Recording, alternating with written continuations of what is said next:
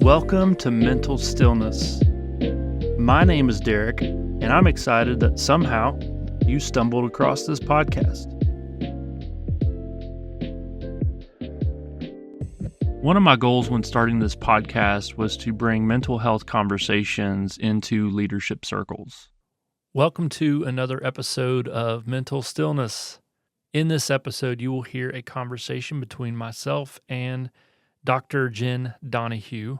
Dr. Donahue is an author, a retired U.S. Navy captain, and former Commodore for an 1,800 personnel regiment.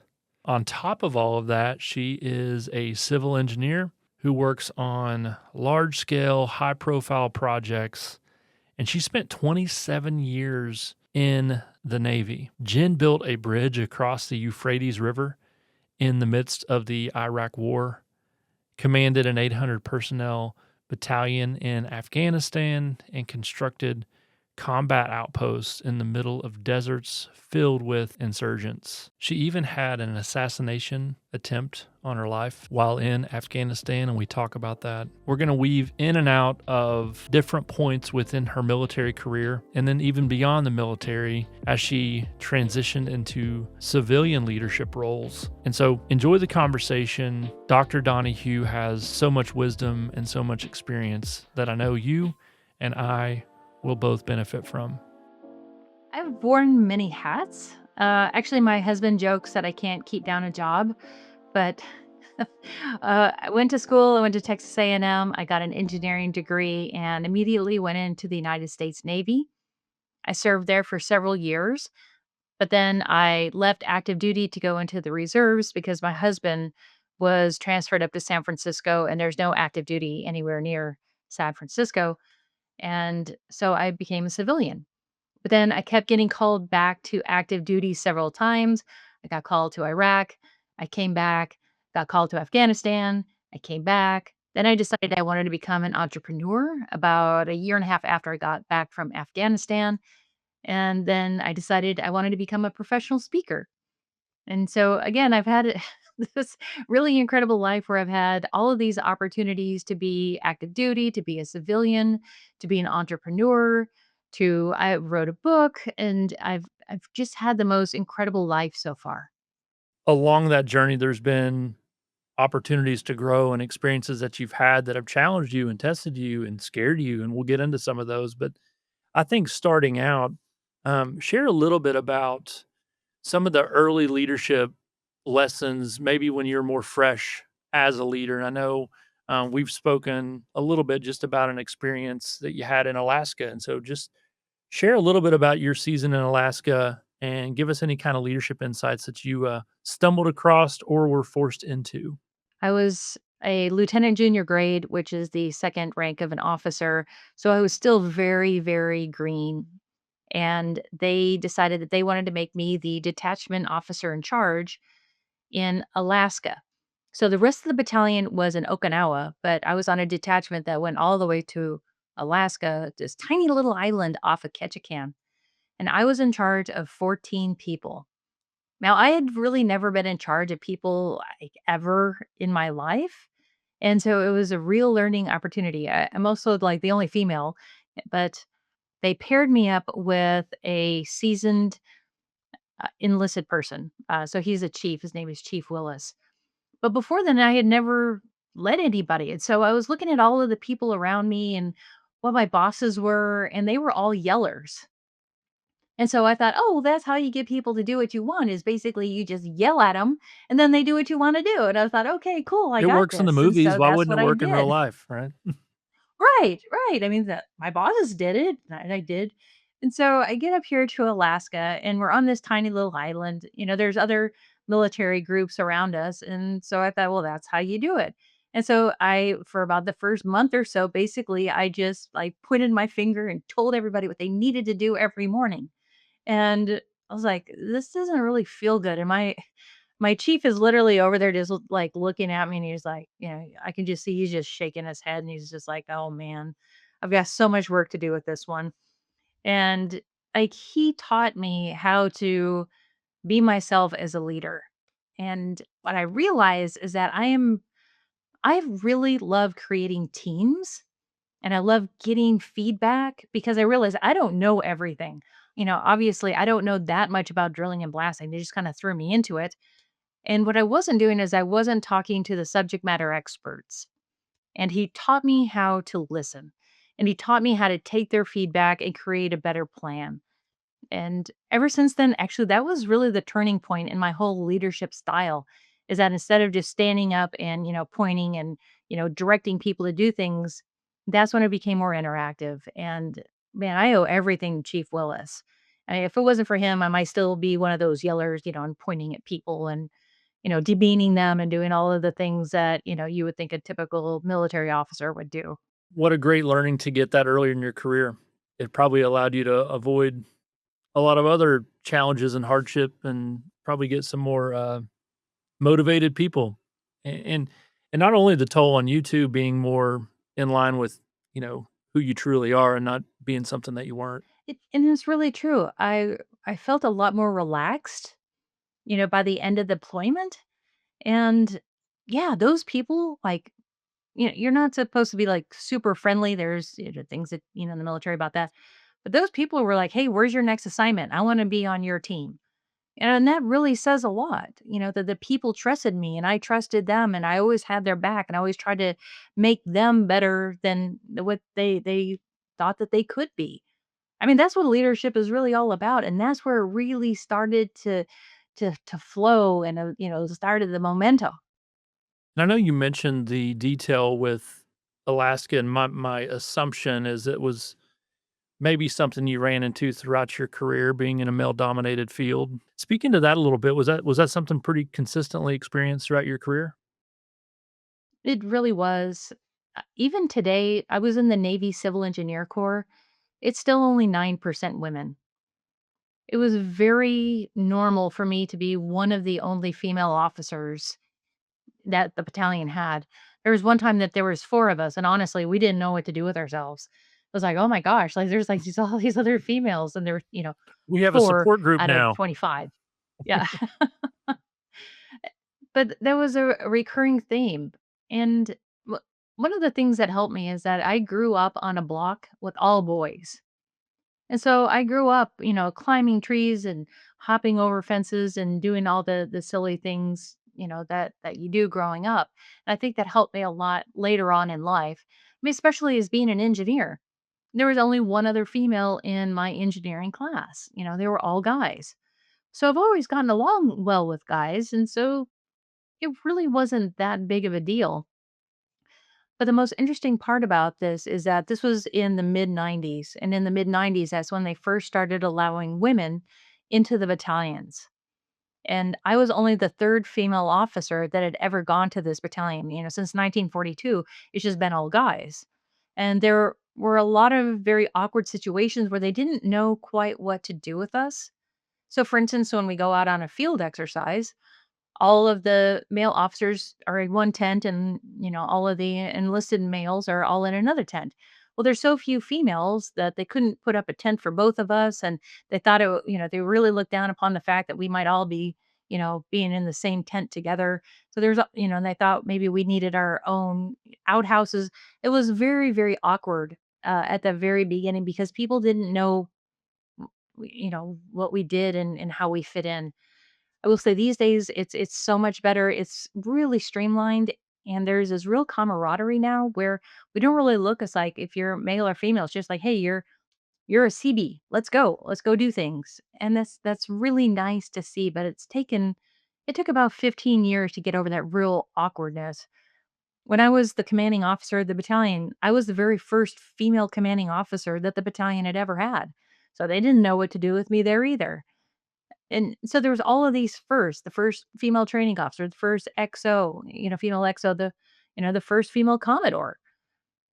But I didn't want to look at it as like, oh, I'm the first female this. I just always looked at it as like, I just want to be the best. I want to be the best CEO that these people have ever had. And I think that's what also helped me a lot is like I was always in competition with myself. I wasn't really in competition with everybody else. I just wanted to be the best that the battalion had because I really wanted to do the best job I could, and I wanted to develop the people that were underneath me. kind of the timeline. So after Alaska, when does Afghanistan fall in that timeline? 'Cause I know that was another key piece of your leadership journey. It was quite a bit later. That was in 2014. And so I was already a commander in the Navy, which so that put me at about 19 years. I'd been in it about 19 years. Iraq was in '08, and so that was maybe about 12 years.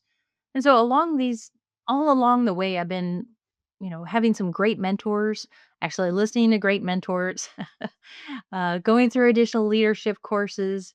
And then I got to Afghanistan, and that was really hard in a way that I never thought it would be, as I had a really, really, really horrible boss.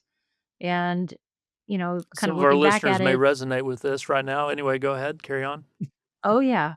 Um, talking to a couple people afterwards, they're like, "Oh yeah, that guy doesn't like women."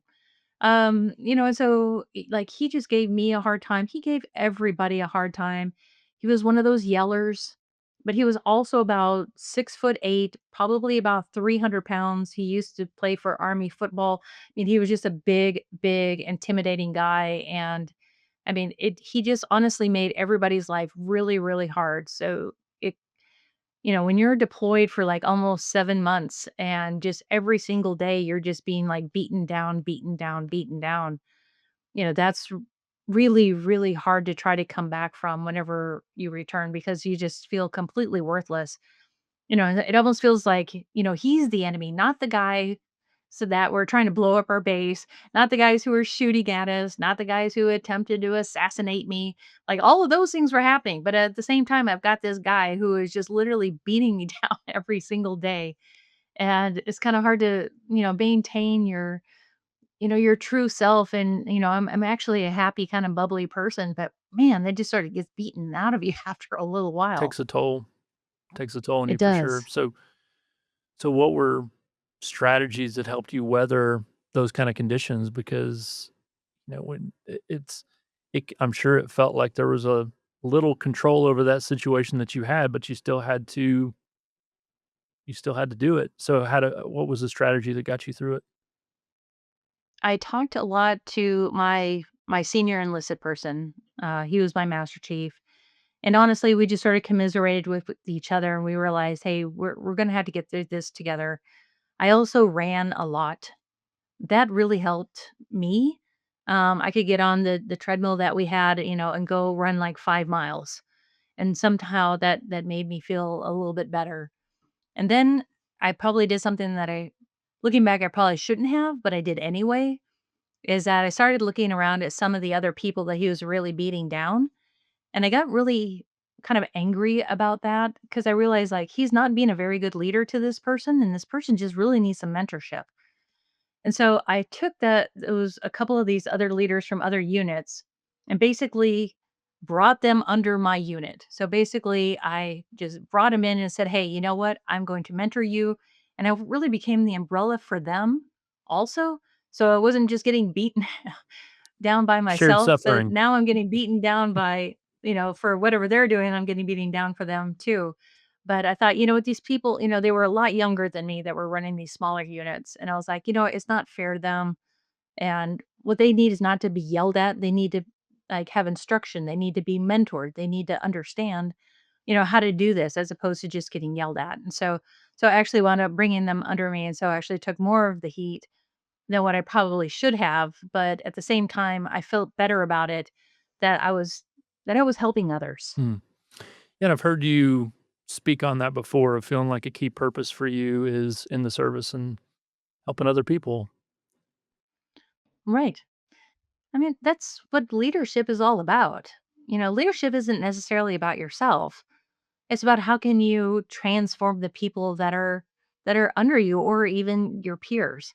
How can you make them better? That's what leadership is all about. If you can get somebody promoted, if you can get somebody to a school that they've been wanting to go to in the military, that's what it's all about. Making them better. By making them better, you're making yourself better. And that will get noticed. We've all been in situations, some more extreme than others when it comes to a bad work environment, a boss that's inconsistent or just a bad boss. And it is really easy to sulk there, and the temptation is to stay there to get better, to but I love what you said. You kind of channeled that into, "Hey, you know what? Who else is hurting?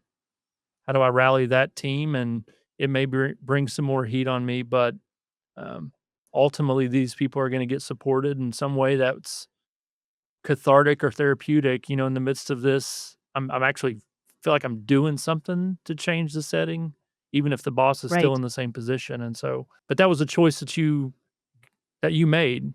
To me, as I'm hearing you tell your story and your experience, and thank you for sharing that, to me, it shows even in the worst of conditions, we still have choices and choices to make a difference. It man, it could have been just so easy to quit. It really man, that would have been so much easier, but it's like you can't. Maybe there like, for a day, you might sulk and be like, "This really sucks. Like, what happened in my life? Why am I here?" And you might have days like that.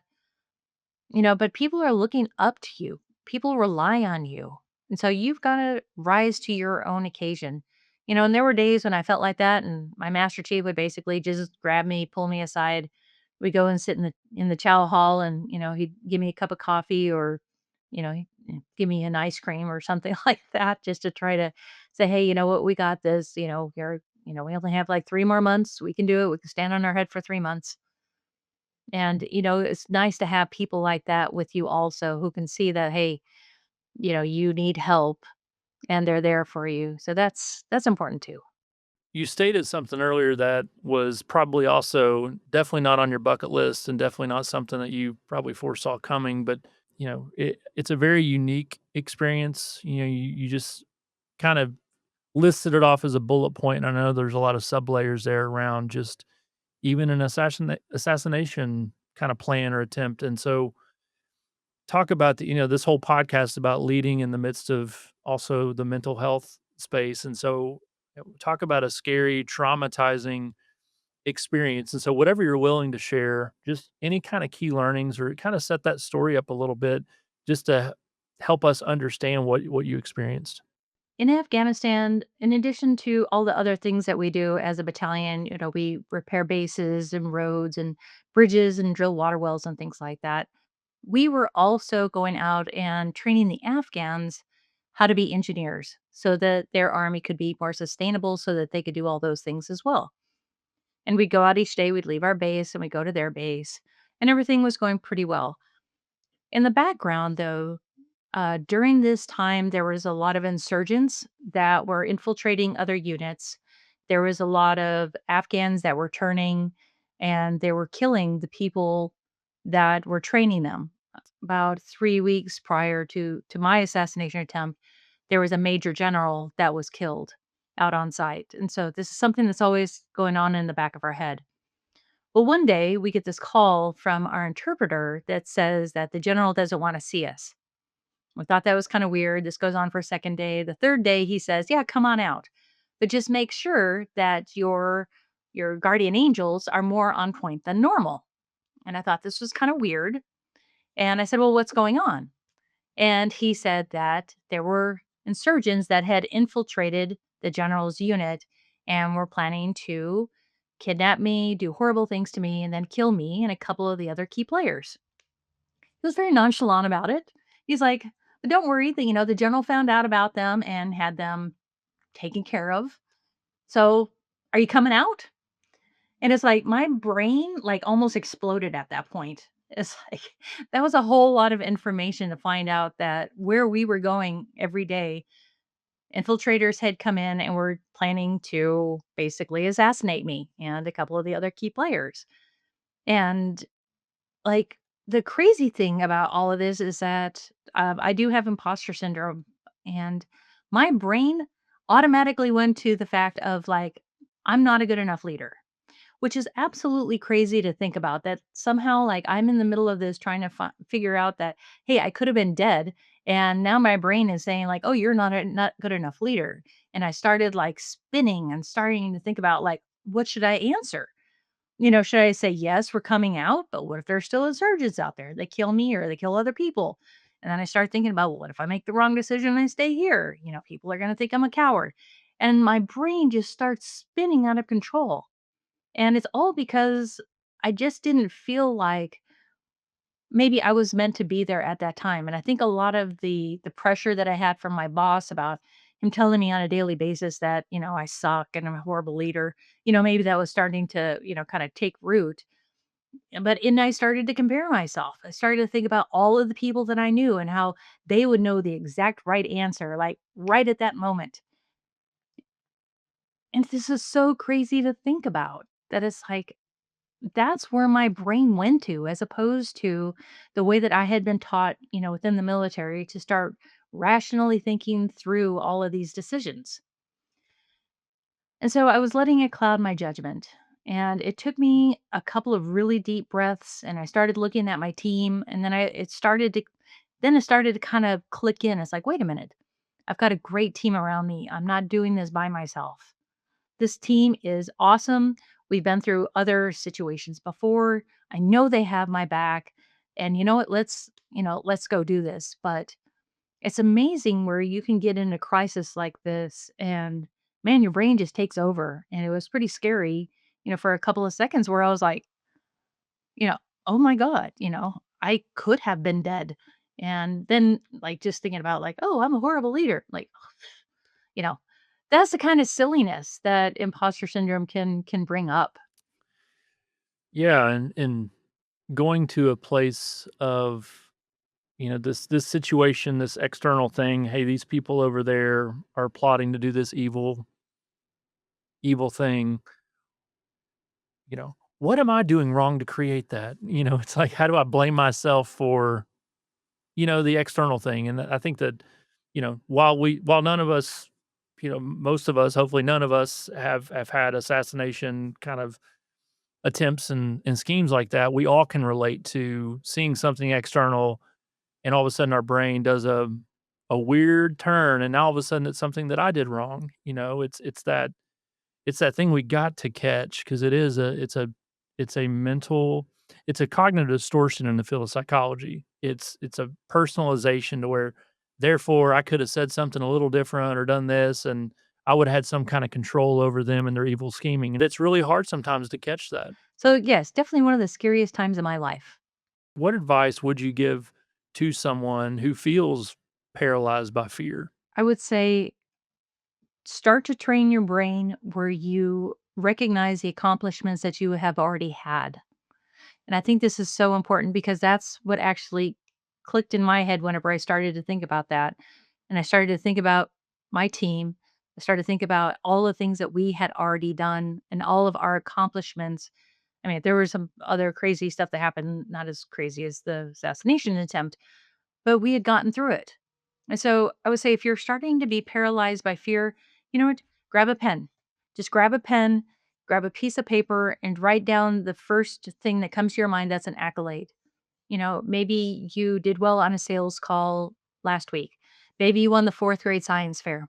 I don't know what it is. Start writing those down. And what it'll help is your brain will start to go onto a different track and it'll start to pick up all of these different wins and all of these different things that you have done and their truth, their actual truth, things that you have done. And that'll help get you onto the right track. But I would say, man, just grab a pen, grab a piece of paper, just start writing. You mentioned earlier your team was a key part. And so maybe to add to that, Jen, would be if you have the ability to pick up a phone and call a loved one or a friend and just say, hey, I need to hear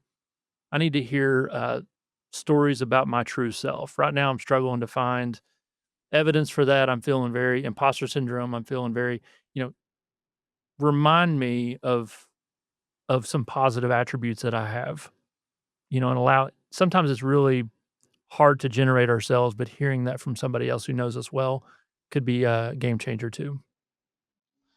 Absolutely. Yeah, grab your mentor, grab a friend, grab somebody else. I'll tell you, when I got back from Afghanistan, I was a wreck.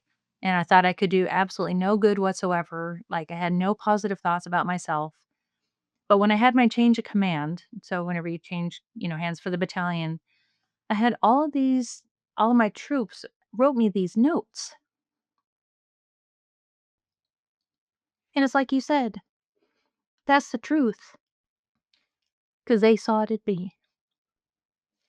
So what I'm trying to say is that, yeah, so you might feel horrible and you might have all of these thoughts in your head, but you know what? Other people see the truth in you. They can't hear all of those nasty thoughts in your head. They just know what they see and what you've done for them.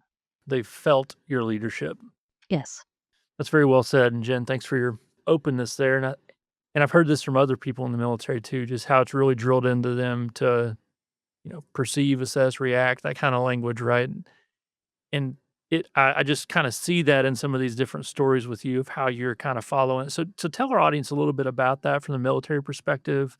How is that a tool? Why is that such a significant, thing that's drilled into you? Sure. So what's actually interesting about this is that you can take the same s- system or steps that we take for a physical enemy and you can actually apply it to your own mental enemies as well. And so the first thing that you need to do is perceive. So we'll take it very literally. Say that you're out at an outpost, you see a car that's coming at you. The first thing that you do is you have situational awareness. Is there a car coming? Is there not a car coming? That's it. So the next thing you do is assess. Is this a real threat? Is this just, somebody who got lost or is this somebody who's looking for a fight? That's the assess part. After that, then you ready. So there's all different steps that go with this. So it might start off with like you shoot flares at them. You can always like, just yell halt, whatever that all is. And then if they still keep coming, then you have to act. And whatever that might be throwing up barriers. That might be, if you have to, put, a round into their engines so that they stop, whatever that might be. But this is drilled into us over and over and over again because in a real life situation, you have to be able to do all this in probably less than 30 seconds. So we break it down, piece by piece, and we drill it into like every single person, whether you're going on deployment or if you're staying home all of the time. And it's not just like whenever you have an enemy coming at you, but it's also whenever you have some kind of other situation. Your situational awareness. We're always paying attention to everything that's going around us. We assess, is this a threat? We ready ourselves. This is something that's gonna happen, and then we act. We can do the same thing with our own mental enemies, those that self-doubt, that fear, and all these other things. Start by just paying attention to what your head is saying. If it's saying, "Oh, you're not good enough. Oh, you're not worthy," or, "Oh, we're not ready," or whatever, start to pick up on those different voices. Like, start to just perceive that you have the voices, and then assess, are they actually like helping you or are they is trying to stifle you? And so at the same time, you're this friend or foe. What are these voices trying to tell me? And then start to ready yourself. And but what I mean by ready is that, hey, you know what? Start thinking about how do we get these voices to stop? And that's why I say, hey, go write your accolades, understand how you did them, and then really understand, why you're doing what you're doing. And then you act. If all of these voices are telling you, "Hey, you know what? We shouldn't be doing this." Get through that whole system, and then you just have to act. Take that first tiny, tiny little step in the right direction. I go through an experience, I have some kinda strong emotion, and I react. Well, they didn't do any kind of assessment or, like, verifying, or was that even a rational thing to to respond with? They just skip step 2. I see that all the time, with people who get themselves in challenging situations, and, so is that true in your observation as well? It really is. I actually find that a lot of times people aren't even realizing that they have all these different voices in their head. They're just going along and they have this thought of like, "Well, I'm not ready." And so they don't even think about it. They're just like, "Okay, well, I'm not ready." And And so they're not understanding that, there's instincts and intuition, which are the ones that keep us safe. But there's also these voices that are trying to stop you from doing what you're doing, and they're not understanding that there's a difference between the two. They're not really perceiving and assessing that there are different trains of thought that you might have within your head. I know you mentioned Iraq as well. When you think about that season, I think that was kinda, you said around 2008 or so. Yeah, any kinda key leadership experiences or lessons that you felt like, your time in Iraq taught you? It was really honestly, this is gonna sound weird. I had a great time in Iraq. And the reason why is that I was about midway up the totem pole on the battalion. I was the operations officer, which meant I ran all of the construction operations, all of the convoys, but I got to work with almost everybody in the battalion. So I got to work with the supply officer, I got to work with the admin officer, I got to work with the training officer, and I had, probably 400 people that worked underneath me, but I got to work really hands on with all of them. And I got to understand what they did and what their specialties were. There were some people who might have been electricians, but they were really good at carpentry. And so it was really fun to get to know all of the different people in the battalion. And I think that's what made it so fun. And so I could kind of rearrange people on the board so that we could get the most out of the people and have the best projects that were out there. And yes, people were shooting at us and there were still horrible things going on and our convoys were getting blown up and things like that, which was horrible. But as far as a leadership standpoint, it was so awesome to get to know almost every single person in the battalion and find what they were really good at and harness that, so that we were great. That's that's what I really enjoyed about it. Almost get this visual of like you were, able to truly be like a coach utilizing the strengths of your players, right? This combination here, to meet this situation. I guess you were in a position that allowed you to truly lean into that, probably very differently than other seasons of leadership. It really was. This was, like, I would almost say strategic, but also very tactical at the same time. And that's what was fun, is really getting into the nitty-gritty and realizing these 2 people, they do not work together at all, and they cause strife with everybody around them. Let's put them on different sides of the country. And you can send one person out to Al-Qaim and one person is going to Fallujah. Just because you knew that whatever team they're on, it's just gonna completely break apart and it's gonna malfunction. But yeah, that was really, as a leader, that was such a fun leadership role. From, retiring from that into entrepreneurship and kind of your now ventures, give us a little bit of insight into civilian leadership. The first thing is that you can't make people do push-ups when they've done something wrong. That's kinda you get Write called that in one down, HR. people. That Yep, no push-ups. Nope, you're gonna get called in HR, and it's not gonna be a good day. I never actually did that, but there was times where it's like, "Man, I really wanna make that person do push-ups for what they did." Um, it's also very interesting because I did work in the civilian world for a little while, and it's a very flat organization, which is so different from the military, which is very hierarchical. And you know exactly who your boss is, and their boss, and on the way up. And in the military, also, we make sure that we give everybody authority and responsibility for what they need to do. And a lot of times I found in these flat organizations is you might have the responsibility to get something done, but you might not have the authority to get it done. And there's been several times that I've seen this where somebody is responsible for getting a dashboard together, but they don't have the authority to go to different groups and say, "Hey, I really need this product from you so that I can get this done." They'll look at it like, "Okay, fine, whatever, but you're low on my totem pole list," because they don't have the authority. And it's one of the things that I found that is very, very difficult when you have these flat organizations. Also you don't know, what your boss knows and on the way up. We always say that in the military, you have a responsibility, but what if you get hit by a bus? Whoever's below you has to be able to step up immediately, and then everybody else steps up along the chain. Flat organizations don't necessarily have that. But what I do see a lot of times in the civilian world is there's also a lot more freedom. You do have the freedom to move around a lot more easily than what you would in the military. You can try things, you can experience different things a lot more easily than you can in the military, and that's one of the things I really like, about civilian organizations. There's I also find that there's a lot more emphasis on leadership training within the military, obviously, and not necessarily within the civilian world. And I think that's something that's real short-sighted. A lot of times you're getting that leadership training maybe when you're in middle management. You need to know that, before you get to middle management. I would say you almost need to start it on day 1 and understanding what it really means to be a leader, even if you're the most junior person in the organization. Don't get me wrong, I really love, working in the civilian world. I do that now.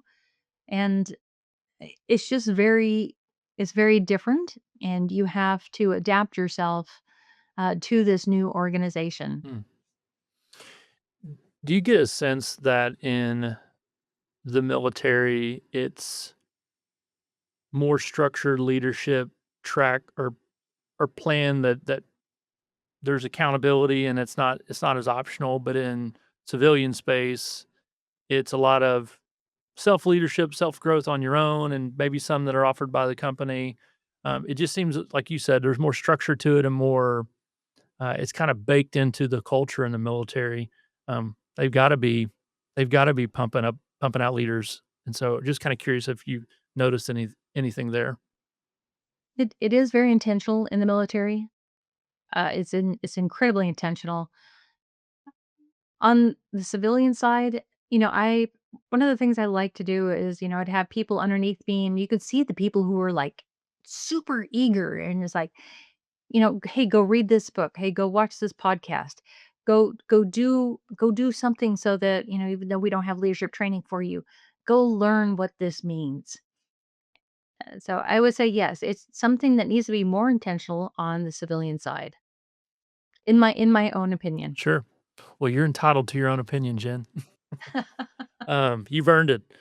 So, so talk a little about kind of the projects you're doing now, the company you started. You have a book coming out. Like, plug a couple things there, so the audience can just get a sense of your work and they can follow you. Sure. I am a keynote speaker now.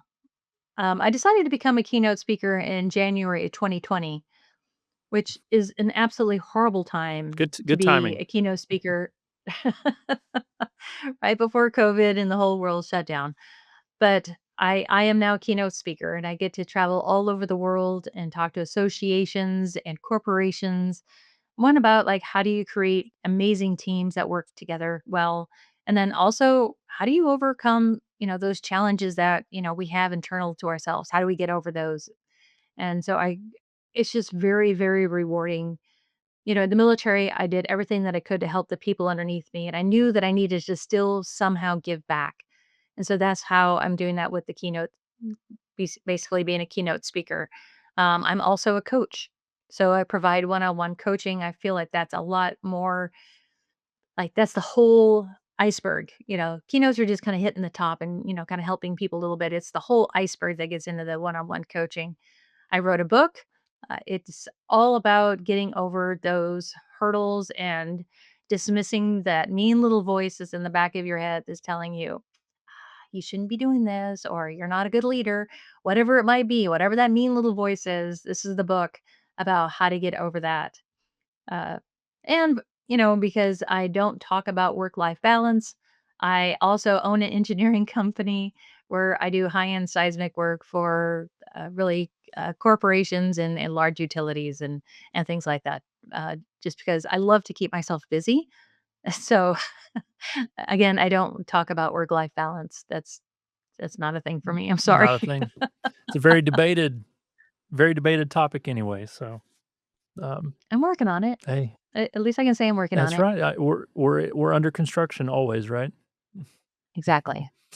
Well, thank you, just for your time and hopping on here. I know that there's a lot of listeners who are gonna definitely, pull away some key, uh, lessons and themes that are gonna be timely for them. I'm very confident of that, and that all was possible because your openness and sharing your experience, and so I greatly appreciate, you and definitely honored to have you here. Thank you. I really appreciate you having me. I've had a great time. I also want to say thank you to you. Your message is very important. So keep doing what you're doing, keep getting it out there. You're helping a lot of people in what you do. So thank you. Well, thank you, Jen.